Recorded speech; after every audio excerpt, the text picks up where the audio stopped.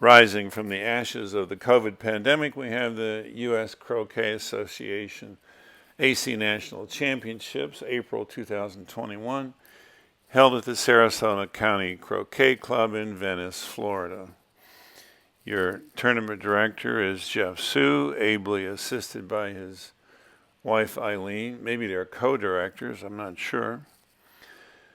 The tournament manager is usually Hans Peterson. I'm assuming he was this time. He is the president of the Sarasota County Croquet Club. Your videographer is Paul Newbecker. This is one of the two semifinals, best of three, featuring Matthew Essick, fresh off second place in the Worlds last winter at a grade of 25.81. Now the best in the U.S., against Stephen Morgan at 22.73.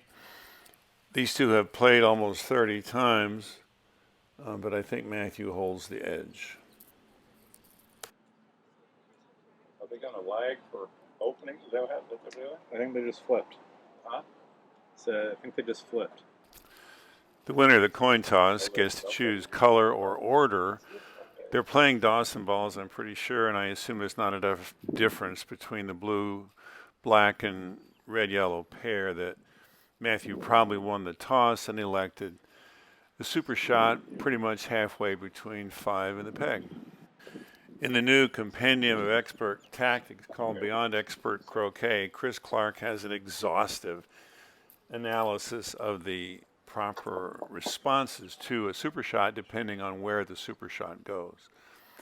This is one of those responses. Based on that position of Matthew's ball, it's either maximum distance or just out of corner two.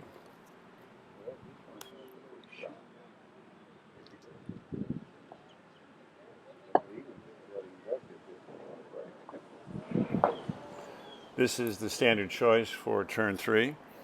The player who laid the super shot hoping to hit and either run a 3-ball break for 9 hoops or at least maximize his opening position.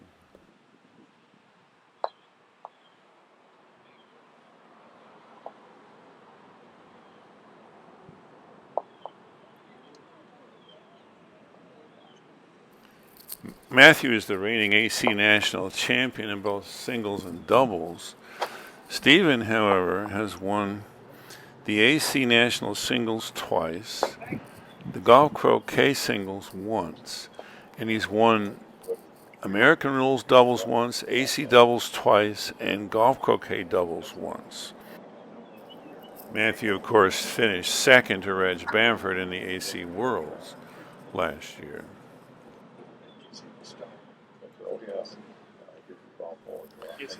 This shot is occasionally taken at that ball on the east boundary, but it runs the risk of leaving a double for the super shot ball. So he's going to take the shortest safe shot,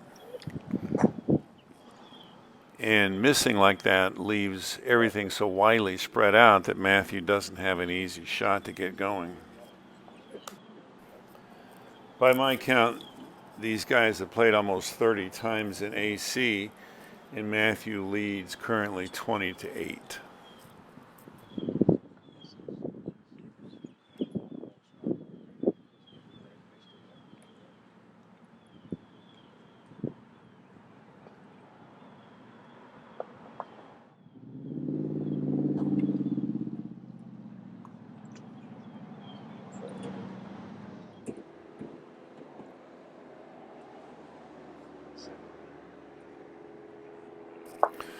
The balls are so spread out that his chances of getting a break going are pretty small. So he's leaving his partner ball basically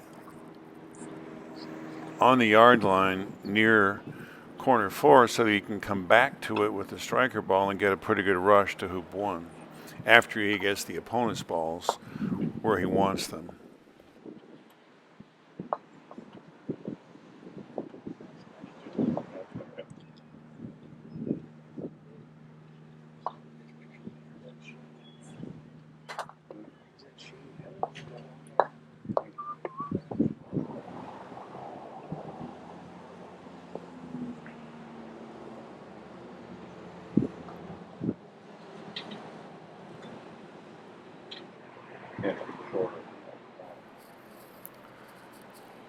Looking at the possibility of a cross wire at hoop 2, the further out he puts it, the easier it is to wire it from yellow, but the worse pioneer it becomes. I would guess that if he gets the wire, Stephen will shoot the ball that is the best pioneer. And of course, all the balls are still for hoop 1.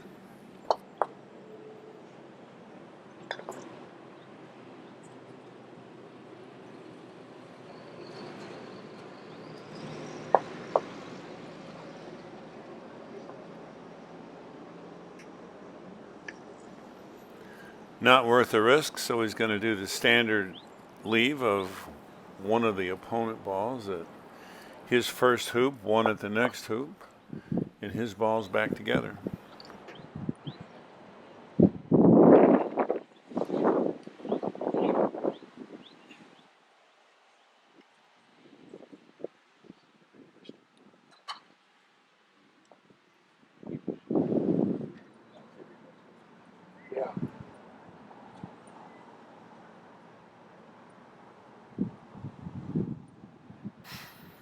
Being extremely careful not to leave a double target.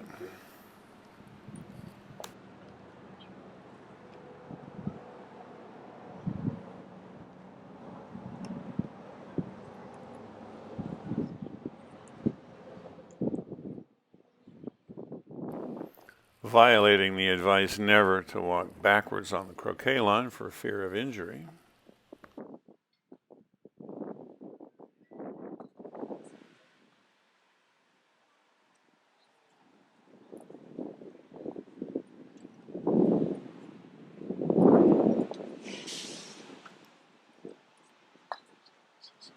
So, all balls are for hoop 1. Stephen pretty much has to move the ball at hoop 1. And if he hits, he's got a break.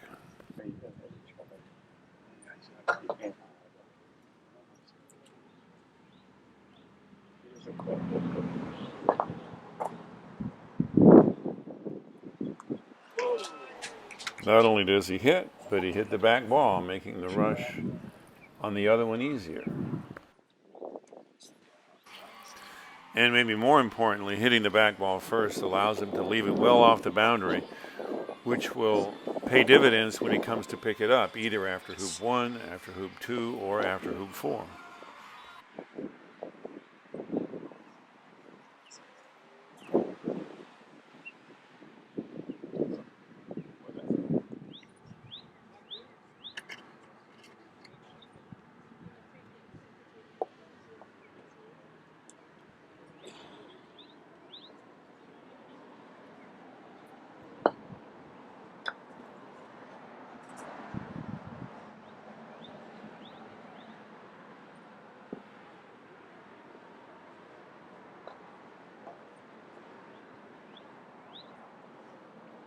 Is this your semi?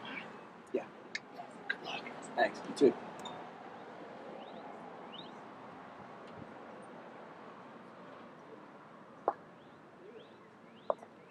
Yep. That shot drew kudos from Sharif, mostly because it was with the opponent ball. Had he stuffed that hoop or bounced off, then Matthew would have had a break.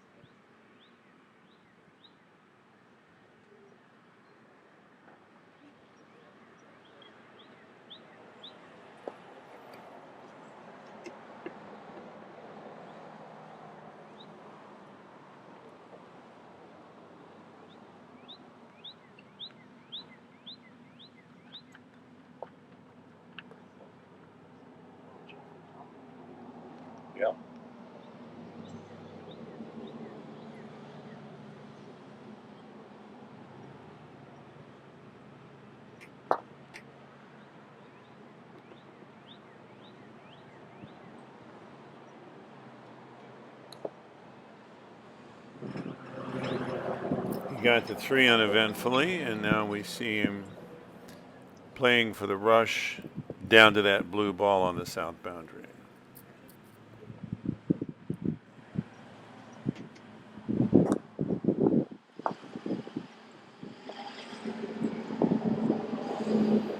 Yellow is a reasonable pioneer. And now he reaps the dividend of having put blue a couple of yards off the south boundary, so it's easy to pick up and position the other balls at the same time.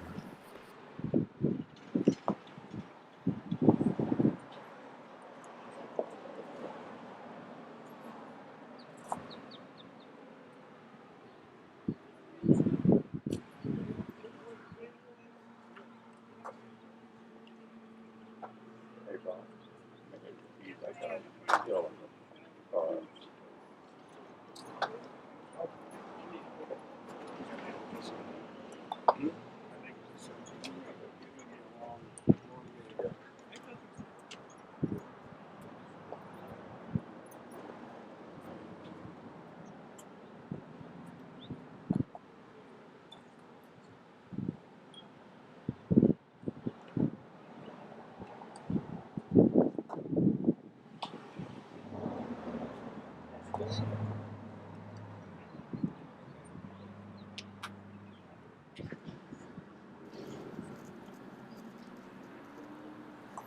He could have sent black as a pioneer to 2 back there, but double loading 5 like that serves at least 2 purposes. It lets him place the 2 back pioneer from a much closer position, and it also gives him more control over his rush out of hoop 5 to the pioneer at hoop 6.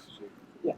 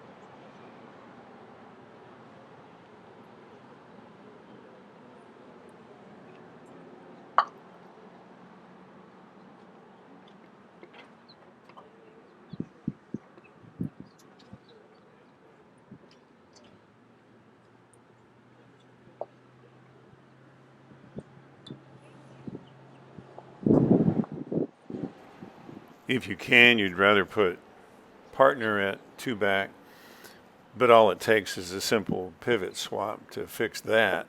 What you don't want, if you can avoid it, is partner at 3 back, because then the diagonal spread is harder to set.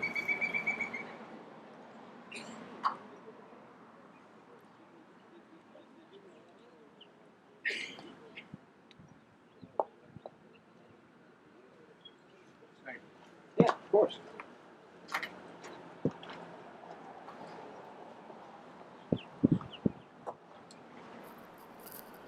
A lovely rush to the approach line of the yellow ball to hoop 6, another dividend of having double loaded hoop 5 instead of sending out the 2 back pioneer early.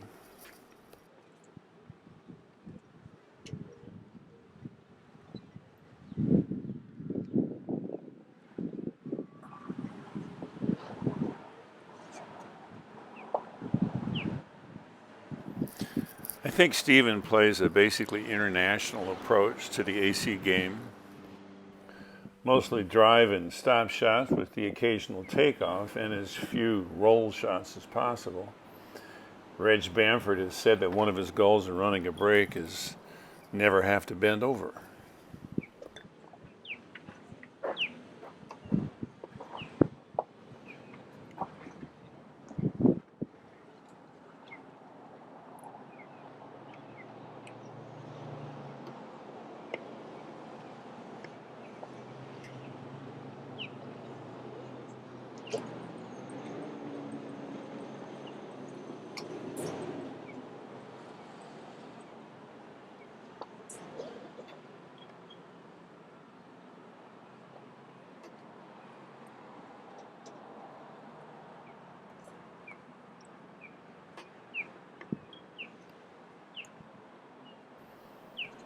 That puts yellow in position for the pivot swap.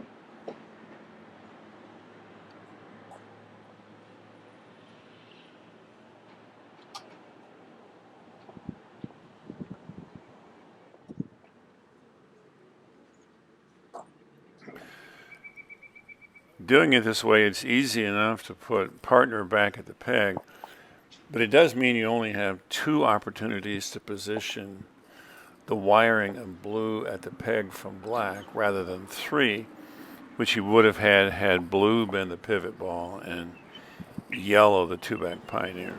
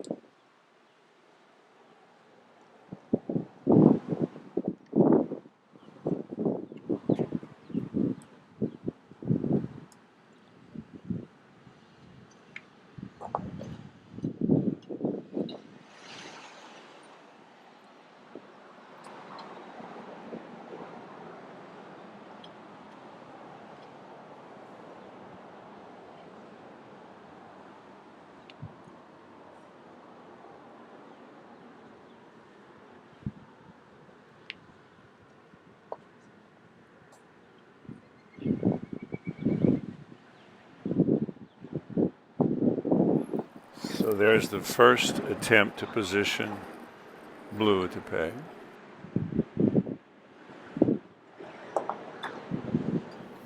I think a lot of American rules players would tend to tap yellow, leave it there, and take off to black.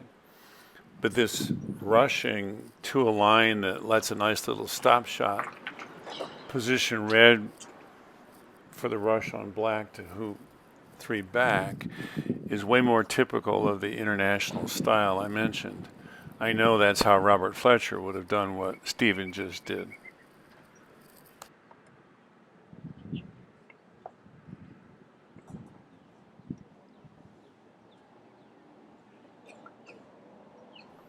That's going to make it difficult to get a good rush on the black ball out of 3 back.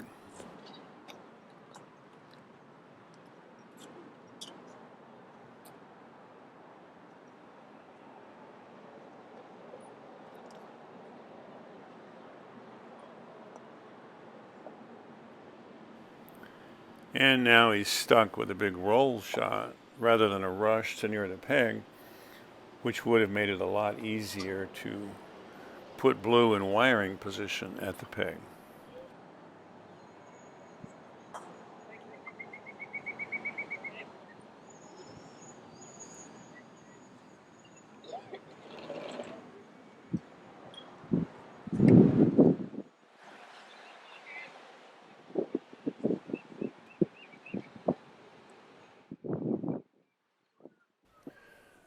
So with only 2 tries to position blue, he obviously didn't get what he wanted. But the bailout that he's about to do to the old standard leave is really an excellent choice. It's like a, And that's why I'm asking. It is, of course, a defensive choice, which means he won't be able to set an in-court rush for yellow, and his triple will be harder to start if Matthew misses. Rustilli's out there doing the Lord's work by himself. Yeah, he is. So I figured I could contribute.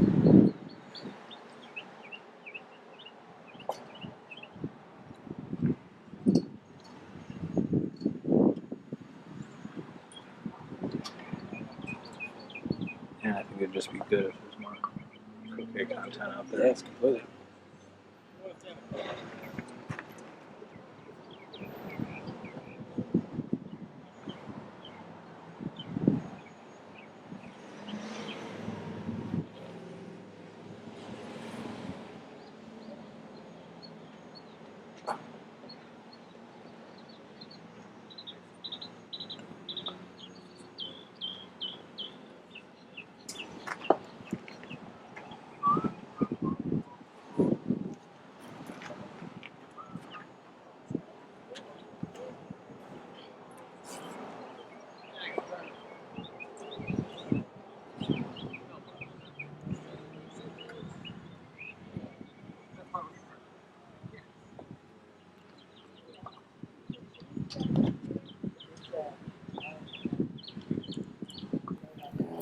So in 6th turn, Stephen hit, made 9, and did an old standard leave. Everybody's on 1 except red is on 4 back.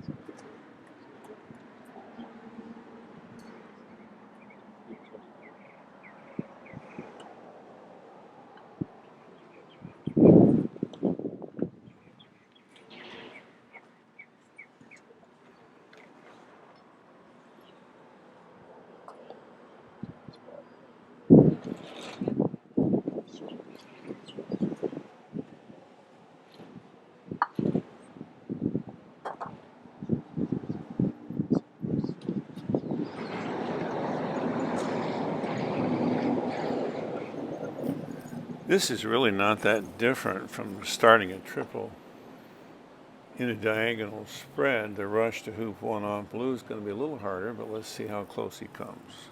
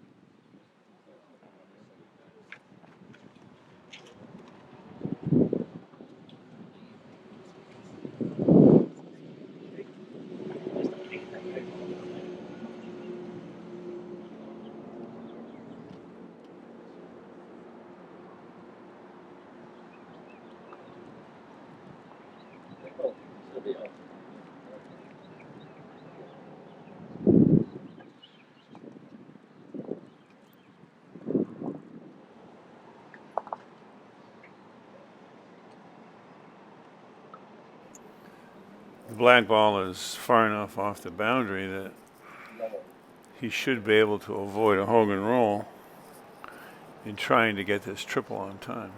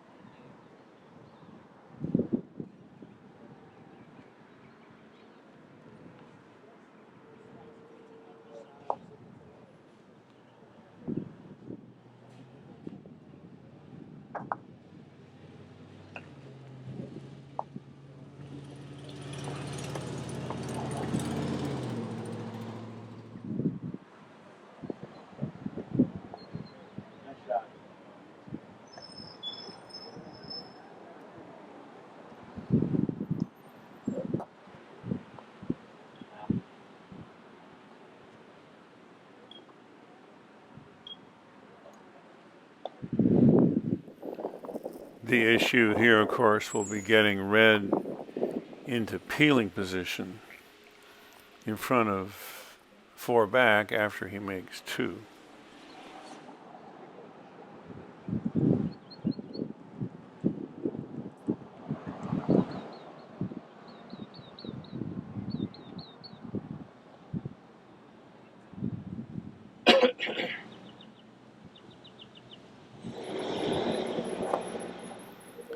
Pounding the ball to the boundary on even-numbered corner hoops is another maneuver that American rules players have trouble getting comfortable with. Steven does it quite consistently, as of course do Reg Bamford, Patty Chapman, Robert Fulford, etc., etc.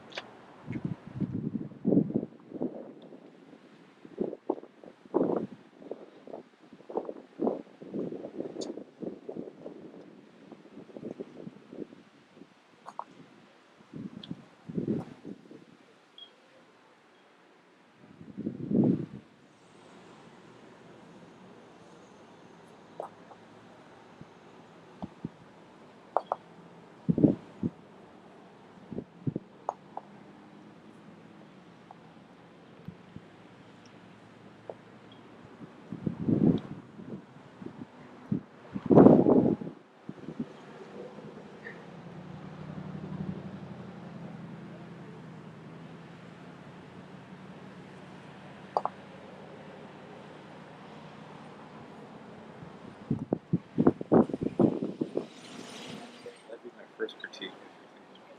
Yeah. Okay.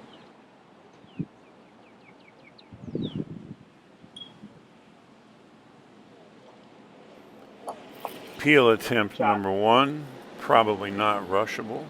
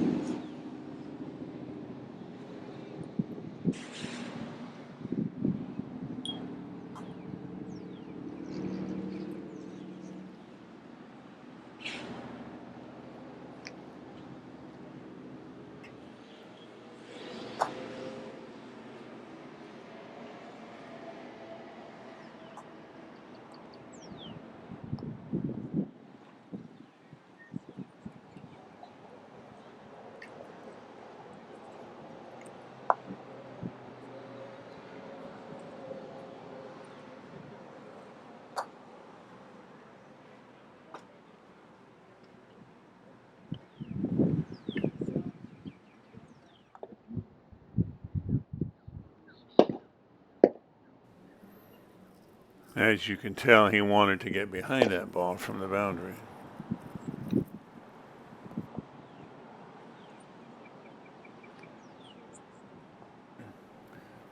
Wiley strongly recommends not doing this, positioning an escape ball from so far away, because unlike the peelee, which you usually will have 2 cracks at, you only get 1 chance to put the escape ball where you want it. That, however, is outstanding.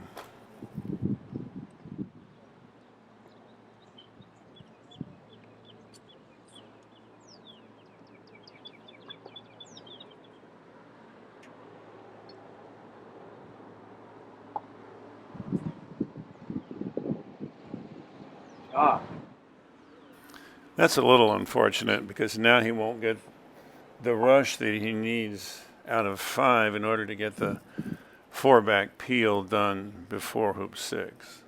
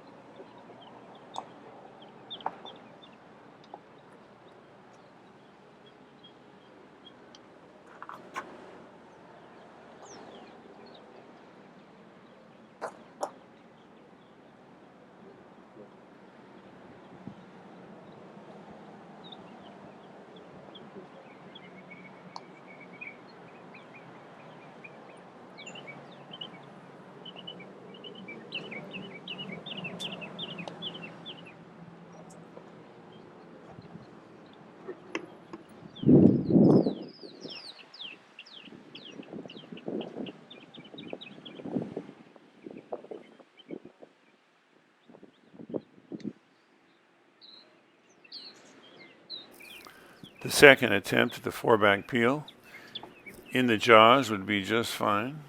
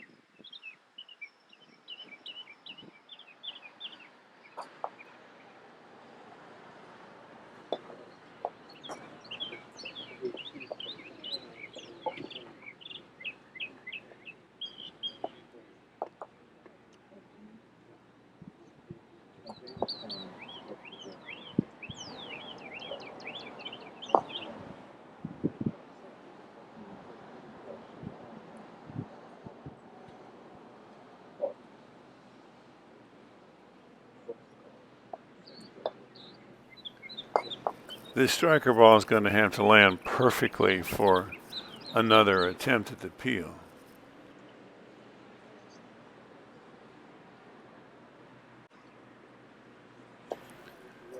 So it's time to abandon the triple, take the break to the peg, and settle leave, which is actually what most of us do anyway.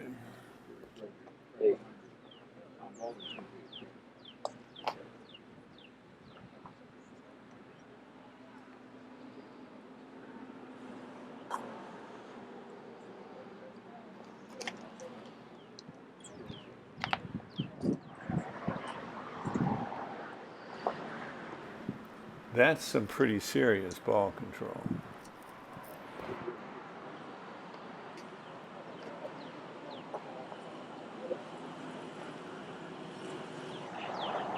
There we go.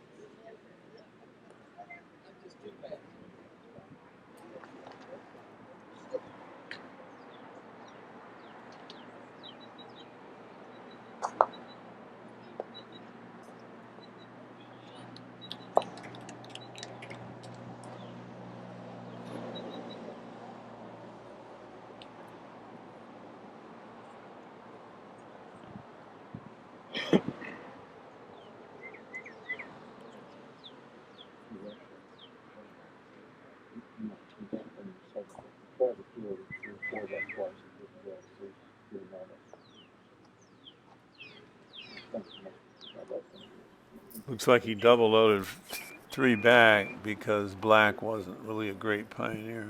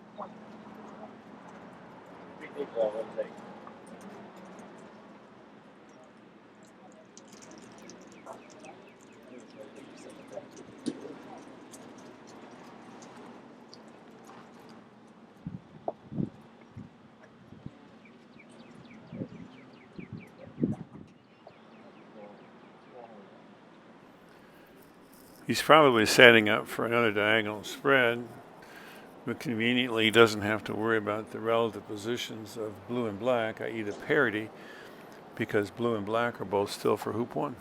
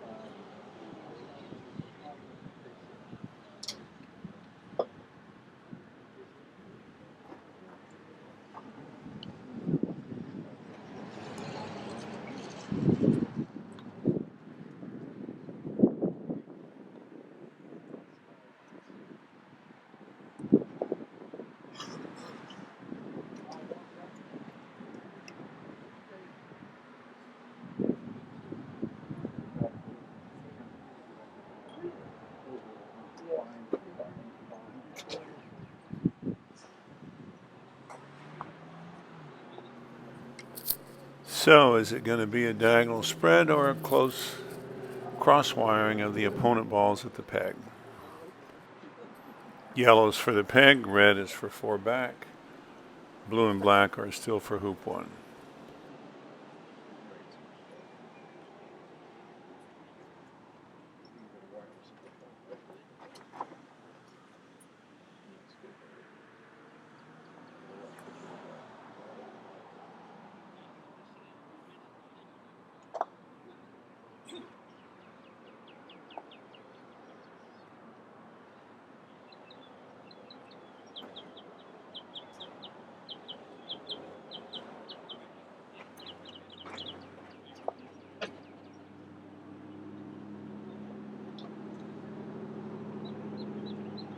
There's a cooler over here with water. Is there any water over here?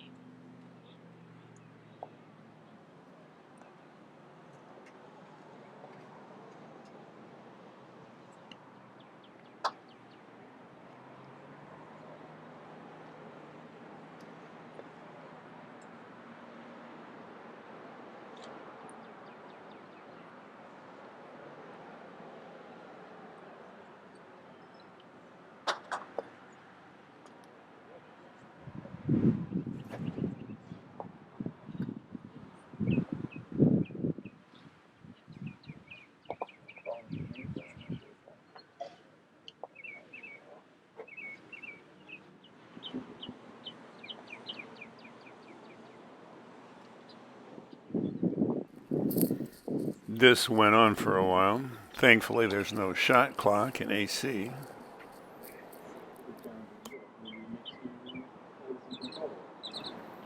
He's obviously not happy with the cross wiring and now has to figure out defensive placement of his balls.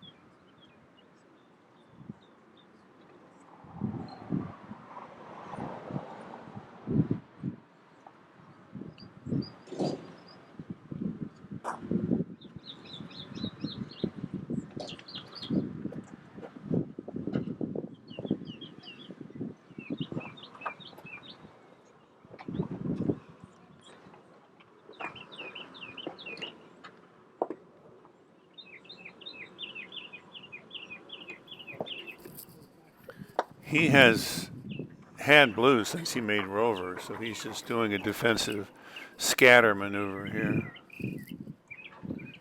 There is no penalty for hitting a ball you're dead on in AC. He's going to try to cut it. I honestly can't tell which side he missed it on. I assume left.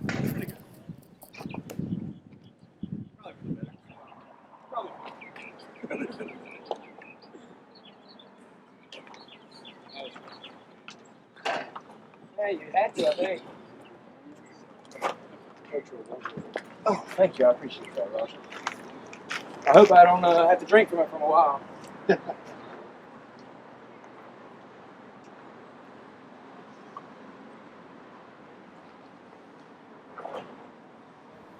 Matthew would probably rather shoot black at blue so that if he misses, he's not over there close to red. But as usual, in a wiring like this, one ball has a shot and the other does not.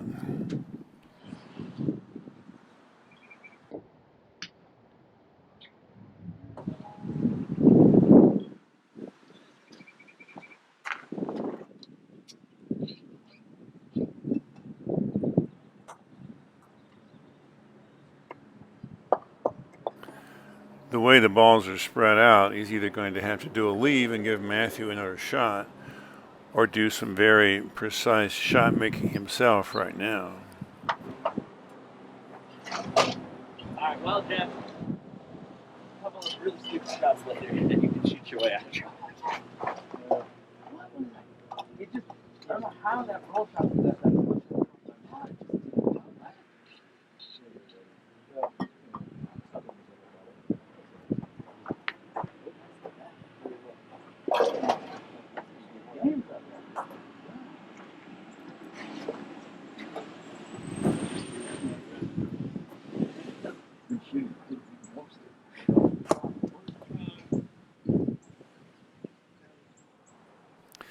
I would think he's pretty confident of getting red to the peg now.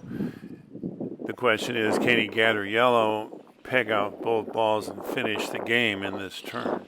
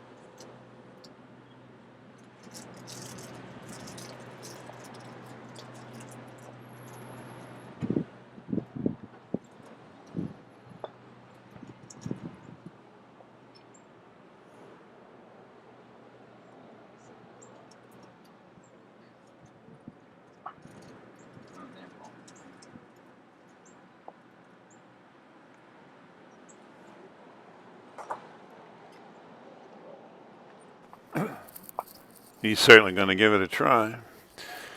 If you remember, this is where yellow ended up when he missed blue in that cross-wired leave at the end of his last turn.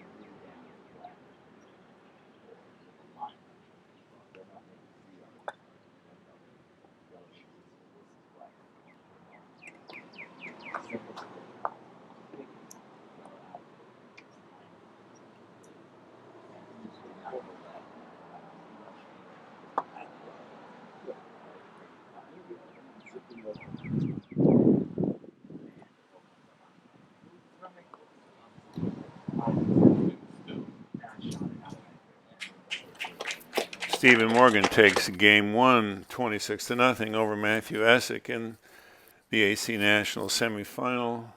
Best 2 out of 3.